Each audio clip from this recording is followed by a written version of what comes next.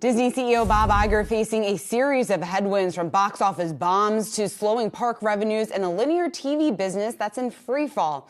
Well, while Iger is seeking solutions to some of those issues, one analyst is suggesting that the entertainment giant should consider breaking itself up. Yahoo Finance's Alexandra Canal is here with the details. Allie, what's the case for this? I know, it's a loaded question, right? And this was first introduced by MoffettNathanson analyst Michael Nathanson. He asked Iger point blank on the earnings call, would you consider splitting Disney into two companies? And this is his thesis. Company number one would be the good part of Disney. So that would be the theme parks, Disney Plus, and the film studios. Obviously, that studio IP incredibly important. And company number two, that would basically be the bad stuff that you don't want. The linear networks, which Iger has already suggested that he would want to sell off. Now, this is complicated with ESPN, since Iger has been very bullish on ESPN. He eventually wants to take the network fully over the top as a direct-to-consumer service. And you'd also have Hulu with the live TV option as well. And the Disney Plus Indian brand, Disney Plus Hotstar, would be included in company number two. So he says that would allow Disney to unload some of that debt, would allow it to create more value on the good parts of the business, because he thinks right now within the current structure that's undervalued, being dragged down by some of those linear network headwinds.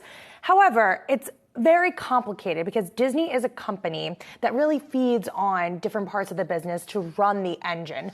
The parks feeds off of the studios, the success there. Linear networks, that generates a ton of cash that Disney can then feed into the streaming side of the business. So I spoke with Bank of America analyst Jessica Reif-Ehrlich, who said she's not necessarily in the camp that Disney should separate itself. That being said, Bob Iger has made it clear that there are a lot of options currently on the table, and that is certainly one possibility that you could see down the line. And it's something that we've heard a lot in Hollywood, right? Unlocking value. Paramount Global, that's one company that's often been looked at as a company where you could probably get a lot of value for parts of that business. So if you sell off BET, if you sell off Showtime, which there's already been reportedly interest from a lot of buyers, that could unlock some value. We've seen Lionsgate spinning off its Starz business. So this is something that's really a phenomenon, especially for these legacy media companies that are going through a lot of challenges right now.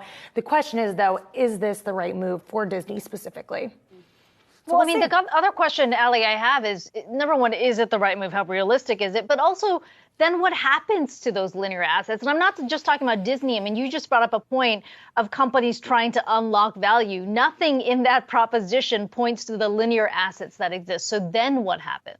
Yeah, and I think that's a good point. Who will buy the linear networks, especially if ESPN is not included in that, right? ESPN is one of the biggest value propositions. And Jessica Reif, she brought up an interesting point, too, that how can ESPN maintain its value if it's not on ABC and you don't have access to some of those stations? Yes, linear viewership is declining, but the reach that has is still very significant and is still largely tied to the ESPN part of the company. And that's something that I don't even think Bob Iger has fully figured out. There have been some articles out there that he's a bit anxious about this, although he did put it out there to the world. If there's anyone interested, I'm open to conversation. So he clearly knows he has to do something. The stock price has been on a decline. There have been a lot of challenges throughout different parts of the business, even the parks, which has long been the storied part of the entire company, really the lifeline.